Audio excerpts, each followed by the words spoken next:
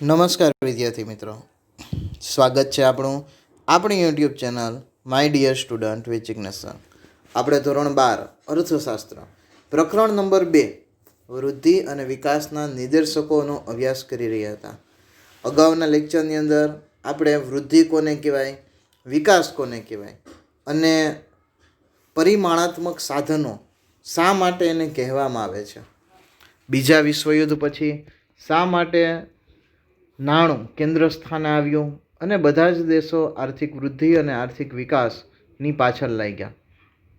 આર્થિક વૃદ્ધિ અને આર્થિક વિકાસની અંદર શું ફેર છે એના વિશે થોડી ઘણી સમજ મેળવી. તો ચાલો હવે આપણે આગળ વધવાનું છે અને એની વ્યાખ્યાઓ જે છે એનો અભ્યાસ કરવાનો છે. સૌ પ્રથમ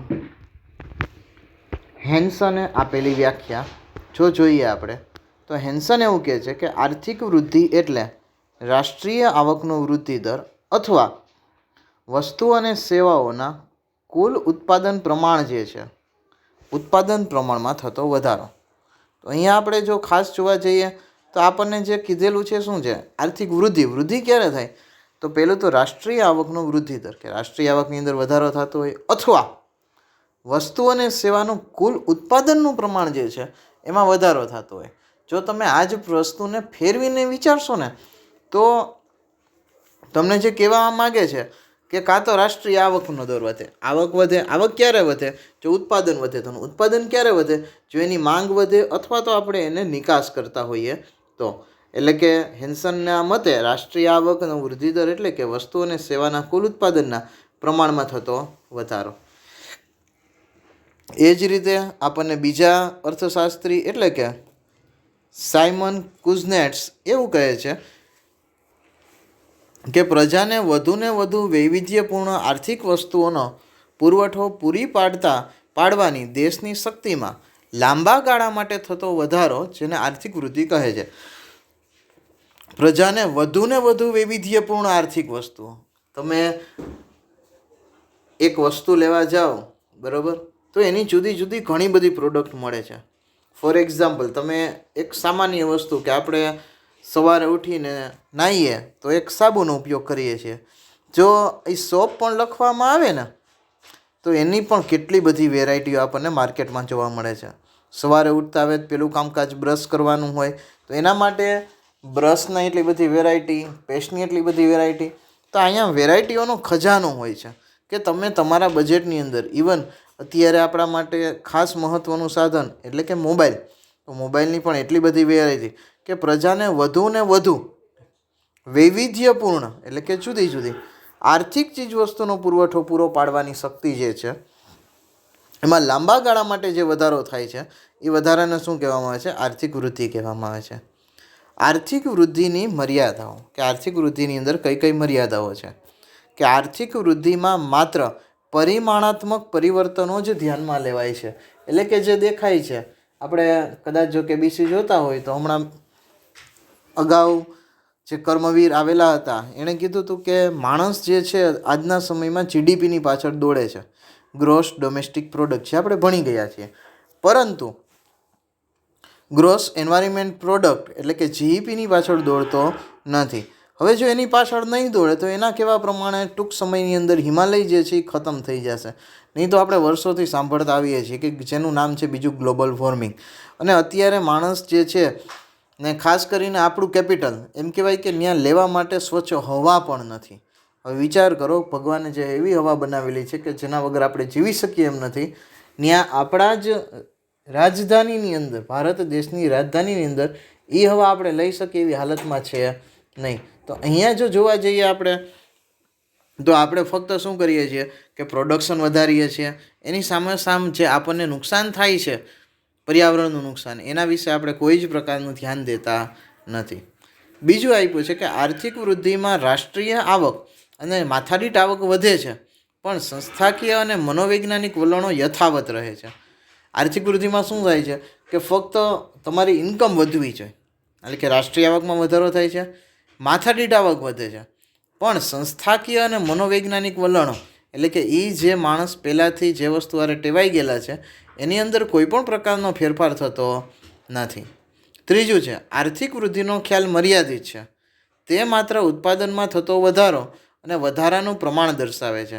એટલે કે આર્થિક વૃદ્ધિ શું જોવે છે? કેટલા કર્મચારી આવે છે, જાય છે, કર્મચારીઓની સ્થિતિ કેવી છે, એની હારે એને કોઈ જ લેવા દેવા છે નહીં. ફક્ત કોઈ પણ ભોગે ઉત્પાદનમાં વધારો થવો જોઈએ, આના સિવાય કાંઈ જ જોતું નથી. તો અહીંયા આપણે એનો ખ્યાલ કેવો છે? મર્યાદિત કીધો છે.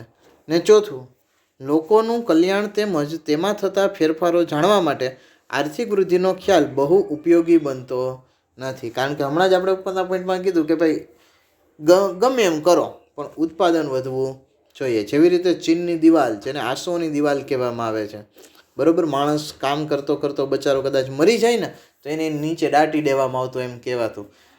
સામ દામ દંડ ભેદ ગમે એમ વાપરો પણ દિવાલ ઊભી કરો. તો આ કારણસર શું થાય છે કે માણસનો આમ જોવા જઈએ તો કદાચ દેશનો વિકાસ થાય છે, પ્રોડક્શનની અંદર વધારો થાય છે, પણ પ્રેક્ટિકલી જે ખરેખર વધારો થવો જોઈએ વધારો આપણને દેખાતો નથી. તો આપણે જોઈએ આર્થિક વિકાસનો અર્થ, કે આર્થિક વિકાસ કોને કહેવાય. વિકાસ એટલે કે આર્થિક વિકાસ. આજે એશિયા, આફ્રિકા અને લેટિન અમેરિકાના દેશો આર્થિક વિકાસ માટે સક્રિય બન્યા છે. ત્યાં આપણે સમજવું જોઈએ કે આર્થિક વિકાસ ખરેખર શું છે. જો રેગ્યુલર જનરેશનમાં પૂછવામાં આવે કે આર્થિક વિકાસ એટલે શું, તો ફક્ત એક જ જવાબ મળે કે જે ભાઈ પૈસાદાર વ્યક્તિ હોય, પૈસાની દ્રષ્ટિએ જે આગળ વધતો હોય, એને આપણે શેમાં મૂકીએ છીએ? આર્થિક વિકાસમાં મૂકીએ છીએ. પણ પૈસો જ જે છે એ કોઈ પણનું સર્વજ્ઞ હોતા નથી. આ વસ્તુ આપણે અહીંયા ખાસ જોવી જોઈએ. આર્થિક વિકાસ એક પ્રક્રિયા છે ને સતત ચાલતી પ્રક્રિયા છે. આર્થિક સુખાકારી પ્રાપ્ત કરવાનું સાધન છે. તેથી આર્થિક વિકાસ શબ્દ વ્યાપ એટલો મોટો છે કે આર્થિક વિકાસમાં આર્થિક વૃદ્ધિ, આર્થિક સુખાકારી, આર્થિક પ્રગતિ પણ સમાઈ જાય છે. તો અહીંયા આપણે જોવા જઈએ તો આર્થિક સુખાકારી પ્રાપ્ત કરવાનું સાધન છે. આર્થિક સુખાકારી એટલે ફક્ત ખાલી પૈસાનો વિચાર નહીં, એની હારોહાર પોતાના સ્વાસ્થ્યનો પણ વિચાર કરવો જોઈએ, પોતાના દેશનો, પોતાના સમાજનો, આ બધાના વિકાસ કરતું કરતું સાથે ચાલવું જોઈએ. તેથી આર્થિક વિકાસનો વ્યાપ એટલો મોટો છે કે તેમાં આર્થિક વૃદ્ધિ, કે હવે જો તમારો કર્મચારી ખુશ રહેશે, આપણે BA ની અંદર ભણી ગયેલા છીએ કે તમે તમારા કર્મચારીને સાચવો, તમારા કર્મચારીઓ તમારું બધું જ સાચવી લેશે. બધું જ સાચવી લેશે મીન્સ કે તમારો ધંધો ખૂબ જ આગળ વધારશે. તો અહીંયા જોવા જઈએ તો એ વ્યાપ ખૂબ વધારી જાય છે. એટલે કે આર્થિક વિકાસ કરશું તો આર્થિક વૃદ્ધિ થવાની છે. આર્થિક વૃદ્ધિ થશે તો ઓટોમેટિક આર્થિક સુખાકારી મળશે. આર્થિક સુખાકારી મળશે એનો મિનિંગ કે તમારી આર્થિક પ્રગતિ જે છે એ થઈ જાય છે. આર્થિક વિકાસ દરમિયાન પણ વાસ્તવિક રાષ્ટ્રીય આવક અને વાસ્તવિક માથાદીઠ આવક વધે છે. કારણ કે આપણે ઉપર જ વાત કરી કે ભાઈ એ જે છે કે આર્થિક વિકાસ, જો આર્થિક વિકાસ જે છે એની અંદર આર્થિક વૃદ્ધિ થાય છે, તો આર્થિક વૃદ્ધિ થવાના કારણે માથાદીઠ આવક અને વાસ્તવિક આવકમાં વધારો તો થશે જ. આર્થિક વિકાસ એ માત્ર પરિમાણાત્મક પરિવર્તન ફેરફારો નથી, તેમાં આવકના વધારાની સાથે કેટલાક ગુણાત્મક ફેરફારો થાય છે. વિકાસ એ વૃદ્ધિ કરતાં વિશેષ છે. વૃદ્ધિની અંદર જેમ કોઈ પ્રાણી વધે ને એની જેમ ફક્ત એમ કહેવાય કે ધંધાનું કદ વધે છે, પરંતુ ધંધાની ક્વોલિટી નથી વધતી. પરંતુ આર્થિક વિકાસની અંદર ફક્ત કદ નથી વધતું, એની સાથોસાથ એની ક્વોલિટી પણ વધારો થાય છે. તે બહુમુખી પ્રક્રિયા છે. વિકાસની પ્રક્રિયા દરમિયાન દેશનું સામાન્ય રીતે રાષ્ટ્રીય આવકનું માળખું બદલાય છે. રાષ્ટ્રીય આવકમાં ખેતી ક્ષેત્રનો ટકાવારી ફાળો ઘટે છે. જો અહીંયા એક વસ્તુ ખાસ યાદ રાખવા જેવી કે રાષ્ટ્રીય આવકમાં ખેતી ક્ષેત્રનો ટકાવારો ફાળો શું થાય છે? ઘટે છે. હવે ખેતીનો ટકાવારી ફાળો ઘટે ને તો સમજી લેવાનું કે ઇન્ડિયાનું આમ તો પતન જેવું જ થાય. કારણ કે દેશ આઝાદ થયો ત્યાંથી અત્યાર સુધીમાં જો સૌથી વધારે ઇન્કમ આપતું ક્ષેત્ર હોય ને તો એ ખેતી છે. ઉદ્યોગ અને સેવા ક્ષેત્રનો ફાળો વધે છે. ને આમ પણ ઉદ્યોગ અને સેવા ક્ષેત્ર જે છે ભારતની અંદર એટલા બધા ટકી ન શકે. શું કામ? કારણ કે we are the corrupted people. આપણને ખબર જ છે, નાનામાં નાનું કામ કરાવવું હોય ને તો પણ તમારે પૈસા દેવા પડતા હોય છે. ખેતીને પ્રચ્છન્ન બેકારી ધરાવતા શ્રમિકોને અન્ય ક્ષેત્રોમાં રોજગારી મળે છે. જો આ વસ્તુ ખાસ મહત્વની છે કે ખેતીમાં પ્રચ્છન્ન બેકારી, તો તરત પ્રશ્ન આવે કે સાહેબ પ્રચ્છન્ન બેકાર એટલે શું? પ્રચ્છન્ન બેકાર એટલે દેખીતી રીતે વ્યક્તિ કામ કરતો દેખાય પરંતુ એના કામ કરવાથી કોઈ પણ પ્રકારના ઉત્પાદનમાં વધારો થતો ન હોય તો એવો જે વ્યક્તિ હોય છે એ વ્યક્તિને પ્રચ્છન્ન બેકાર કહેવામાં આવે છે. તો ખેતી ક્ષેત્રની અંદર બાપ અને દીકરો, બે દીકરા હોય, બાપ અને દીકરો કામ કરે તો આરામથી ખેતી થઈ જાય એમ હોય, તો ત્રીજો દીકરો પણ મદદ કરવા માટે જોડાય તો એ વ્યક્તિ દેખીતી રીતે કામ કરતો દેખાય છે પરંતુ એનાથી પ્રોડક્શનમાં વધારો થતો ન હોવાથી એ વ્યક્તિને શું કહેવામાં આવે છે? પ્રચ્છન્ન બેકાર કહેવામાં આવે છે. આધુનિક ટેકનોલોજી અમલમાં આવે છે જેનાથી સમય અને ખર્ચ બચે છે. અહીંયા જો ખાસ યાદ રાખજો, આધુનિક ટેકનોલોજી આવે છે, સમય અને ખર્ચ બચે છે, પરંતુ ગાંધીજીએ જે અર્થશાસ્ત્રના વિચારો આપ્યા હતા એ પ્રમાણે વ્યક્તિ જે છે એ ટેકનોલોજી આવવાના કારણે બેકાર થવો જોઈએ નહીં. નવા બિયારણો શોધાય છે, પરિણામે ઉત્પાદન અને વહેંચણીનું સંસ્થાકીય માળખું બદલાય છે. તમારે એની અંદર નવું લઈ આવવાની છૂટ છે, પણ નવું આવવાની સાથે સાથે જૂનું વયું ન જાય એ તમારે ખાસ ધ્યાન રાખવું પડે. આર્થિક વિકાસ એવી પ્રક્રિયા છે કે જે હેઠળ ગરીબી રેખા નીચે આર્થિક વિકાસ એ બહુપરિમાણીય પ્રક્રિયા છે એવું આપણને કીધેલું છે માઇકલ ટોડરોએ. આર્થિક વિકાસ એ બહુપરિમાણીય પ્રક્રિયા. બહુપરિમાણીય શું કામ? કારણ કે આર્થિક વિકાસની અંદર આર્થિક વૃદ્ધિ, માથાદીઠ આવક અને રાષ્ટ્રીય આવકનો વધારોનો સમાવેશ થઈ જાય છે. ત્યાર પછી G.M. મેયર દ્વારા કહેવામાં આવેલું છે કે આર્થિક વિકાસ એવી પ્રક્રિયા છે કે જે હેઠળ ગરીબી રેખા નીચેની વસ્તીમાં વધારો ન થાય, આવકની વહેંચણીનું વધુ અસમાનતા ધારણ ન કરે તે શરતોને આધીન રહીને દેશની માથાદીઠ વાસ્તવિક આવક લાંબા સમયગાળા સુધી વધારો જન્માવે છે. જો આ વસ્તુઓ છે ને, ઘણી વસ્તુ ફક્ત ચોપડીમાં ભણવાની હોય. એમ કહેવામાં આવે છે કે ગરીબી રેખા નીચે વસ્તીમાં વધારો ન થાય.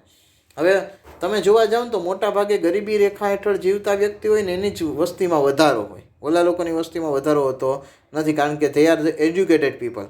ભણેલા ગણેલા છે તો 2 બાળકો બસ નીતિ આવી જાય, પરંતુ અભણ છે તો એમ થાય કે કાંઈ વાંધો નહીં, જાજા હાથ રણી, હમણાં 2 બાળકો હશે તો થોડુંક વધારે કમાઈને આપશે. ત્રીજું કીધેલું છે વસ્તી સ્થિર હોય કે સતત વધતી હોય પરંતુ ઉત્પાદનના સાધનો અને ઉત્પાદનની રીતમાં ફેરફાર જન્માવતી એવી પ્રક્રિયા છે કે જેને લીધે માથાદીઠ આવકમાં સતત વધારો થતો જોવા મળે છે અને લોકોનું જીવન ધોરણ ઊંચું થતું જોવા મળે છે. જો આમ હોય તો દેશનો આર્થિક વિકાસ છે તેમ કહેવાય.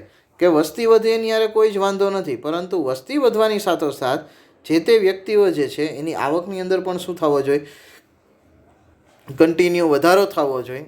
તે લોકોનું જીવન ધોરણ જે છે રેગ્યુલર જીવન ધોરણ કરતાં કેવું આવવું જોઈએ? ઊંચું આવવું જોઈએ. જો આવો વિકાસ દેશની અંદર થતો હોય તો આપણે તેને આર્થિક વિકાસ થાય છે તેવી રીતે કહી શકીએ. આર્થિક વિકાસના લક્ષણો કયા કયા છે તેને જોવાના છે. તો આર્થિક વિકાસનું સૌપ્રથમ લક્ષણ છે આર્થિક વિકાસ એ સતત ચાલતી પ્રક્રિયા છે. આર્થિક વિકાસની પ્રક્રિયા ચોક્કસ દિશામાં નિયત ક્રમમાં ધીમી પણ મજબૂત પ્રક્રિયા છે. એટલે કે વિકાસ થવો જ જોઈએ, કન્ટિન્યુ થવો જોઈએ. કોઈ એક એવું બિંદુ ન આવી જાય કે જ્યાં તમે ફૂલ પોઈન્ટ ઉપર ઊભા રહી જાઓ. જેવી રીતે આપણું ભણતર છે કે જ્યાં સુધી જીવીએ ત્યાં સુધી કાંઈક નવું નવું ભણે રાખો, નવું નવું શીખે રાખો. કોઈ પણ દેશમાં વિકાસની પ્રક્રિયા શરૂ કરવાનું કામ સરળ છે, પણ તે જાળવી રાખવાનું મુશ્કેલ છે.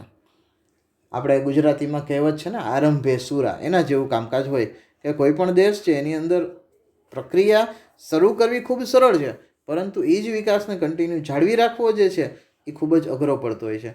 પણ સમય જતાં વિકાસની પ્રક્રિયા કેવી થાય છે? ધીમી પડે છે. શું કામ? કારણ કે 2 વસ્તુ છે.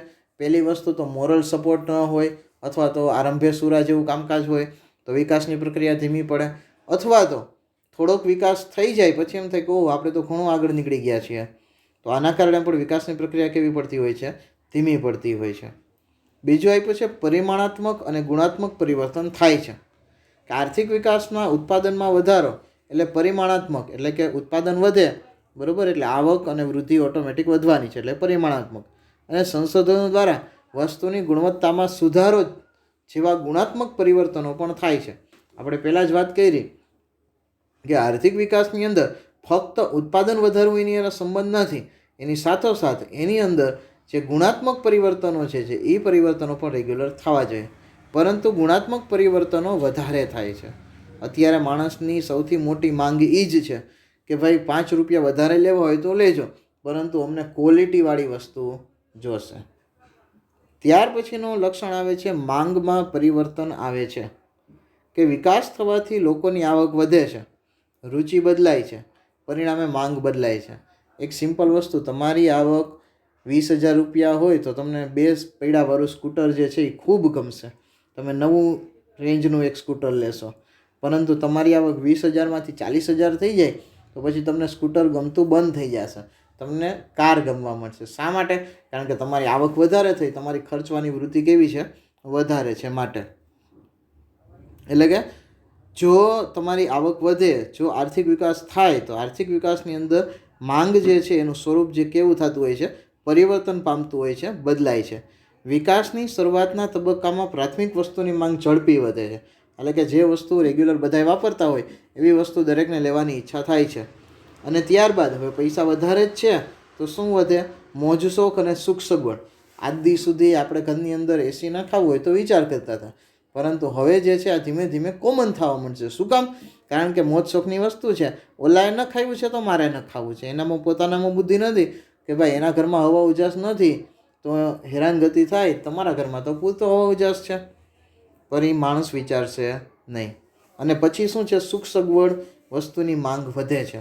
પહેલાં તો એસટીમાં સફર કરતા, હવે એમ કહેશે કે 4 વ્હીલર જોશે, પછી એમ કહેશે કે આવી જોશે, એસી વગર તો મને ચાલશે નહીં. આ જે બધી વસ્તુઓ માંગમાં છે, આર્થિક વિકાસ થશે એટલે પરિવર્તન આવવાનો છે. પછી આવે છે શ્રમની ગતિશીલતા વધે છે. હવે વિકાસના કારણે એક જગ્યાએથી બીજી જગ્યાએ, પહેલી વસ્તુ તો ગુણવત્તા આપવાની છે, અને બીજી વસ્તુ કે પોતાનો વિકાસ વધે છે, એના કારણે એક જગ્યાએથી બીજી જગ્યાએ શ્રમની શું થાય છે? તો ગતિશીલતામાં વધારો થતો હોય છે. પછી હોય છે મૂડી સર્જનમાં વધારો થાય છે, કે વિકાસથી જુદી જુદી વસ્તુઓની માંગ વધે છે. હવે માંગ વધે એટલે કે પૈસા વધવાના છે, નવા સાહસિકો આગળ આવે છે, અને મૂડી સર્જન અને મૂડીરોકાણના દરમાં મોટો વધારો થાય છે. લોકોને ખબર પડે છે કે ભાઈ આની અંદર રોકાણ કરવાથી આપણી મૂડીની અંદર વધારો થશે, તો મોટાભાગના લોકો એવા જ ઉદ્યોગોની અંદર પછી રોકાણ કરશે ને ખૂબ જ મોટા પ્રમાણમાં. ફોર એક્ઝામ્પલ, હું તમને એમ કહું કે ભાઈ ઢોરના ખાવાનું બનાવવાનો ઊંધિયો, અત્યાર સુધી મોટા ભાગે માણસો હાથ નહોતા નાખતા, પરંતુ હવે એને ખબર પડી કે ઓહ આમાં તો ઘણો પૈસો છે, એટલે લોકો જે છે એના યંત્ર પણ મોંઘા આવે છે. પછી આપણે કહીએ તો પ્લાસ્ટિકની ચેર બનાવવાનો ઉદ્યોગ, જે તે સમયે કોઈ પણ કંપનીઓની મોનોપોલી હતી, પરંતુ હવે આપણને ખબર પડી કે ભાઈ 30-40 લાખનું મશીન લઈ લ્યો એટલે ચેરની એક પેટર્ન બની જાય છે. તો આવી રીતે મૂડી સર્જનમાં શું થાય છે? વધારો થાય છે. એટલે કે જૂની પેઢીઓ જે શાસન કરતી હતી એનું શાસન ચાલતું નથી. આપણે નેક્સ્ટ લેક્ચરની અંદર આર્થિક વિકાસના લક્ષણો જે છે એની અંદરનો એક લક્ષણ હજી બાકી છે, તો એના વિશે અભ્યાસ કરશું અને આગળ વધારીશું.